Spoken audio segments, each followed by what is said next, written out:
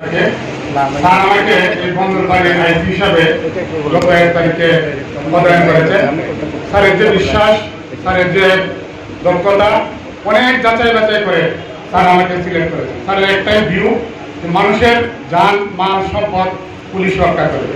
স্যারের যে 1 বছরে এই সিলেট মেট্রোপলিটন পুলিশের যে ব্যাপক উন্নয়ন করেছে, এটা যাতে বিফলে না যায়, এই জন্য স্যার বারবার আমাদেরকে মেসেজ দিচ্ছেন যারা মানুষের যে আশা আকাঙ্ক্ষার প্রতি পুলিশ তাদের সত্যিকারের পুলিশ হয়ে যায়।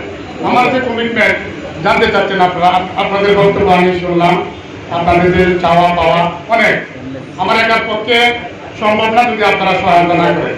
আপনারা আমার পাশে থাকবেন, ইনশাল্লাহ এই বন্দর পুলিশ বাড়ি সম্পূর্ণ মাদক মুক্ত করবো আমি। এই বন্দর পুলিশ বাড়ির কোনো পুলিশ যদি আপনাদের কাছে কোনো টাকা পয়সা দাবি করে আমার কাছে বলবেন, আমার এখানে কোনো টাকা পয়সার লেনদেন হবে না।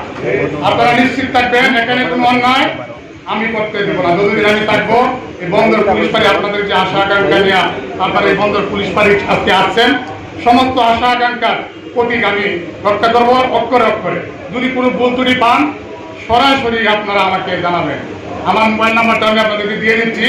সরাসরি যদি কোনো ব্যত্যয় দেখেন যে বন্দর পুলিশ বাড়িতে এই আকবরের মতো এসআই পদায়ন হয়েছে, বন্দর পুলিশ বাড়িতে অতীতে যারা মানুষের প্রতি অত্যাচার জুলুম করেছে তারা পদায়ন হয়েছে, এই পুলিশ আমরাও চাই না।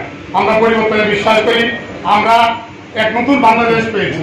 এই নতুন বাংলাদেশের সার্বভৌম রক্ষায় আমরা অক্লান্ত পরিশ্রম করছি। অক্লান্ত পরিশ্রম করছে আমাদের মাননীয় পুলিশ কমিশনার স্যার। স্যারের সুনাম যাতে আমি রক্ষা করতে পারি, সবাই আমার জন্য দোয়া করবেন। আর আপনাদের কিছু মেসেজটা আমি দিচ্ছি, বন্দর পুলিশ বাড়ি সম্পূর্ণ মাদক মুক্ত হবে, বন্দর পুলিশ বাড়ি অপরাধ মুক্ত হবে, এর কোনো ব্যত্যয় হবে না। এবং রাস্তা ফুটপাথ, এই যে বড় সমস্যা, ওই যে আমাদের ব্যবসায়ী সমিতির মহাসচিব সাহেব বলছেন, আমাদের এখানে বড় সমস্যা হলো এই ফুটপাথে। এই জিনিসটা আমরা একেবারে জিরো টলারেন্সে নিয়ে আসবো। আমি তো প্রথমেই আপনাদেরকে বলছি, কোনো ব্যত্যয় দেখলে আমার নাম্বারটা আপনারা রাখেন, আমাদের সিনিয়র অফিসারদেরকে বলবেন যে না এটা ব্যত্যয় হচ্ছে। কোনো ব্যত্যয় হবে না ইনশাল্লাহ। আপনাদের জানমাল রক্ষার্থে আমরা অতীতেও ছিলাম, ভবিষ্যতেও থাকবো। আসসালামু আলাইকুম।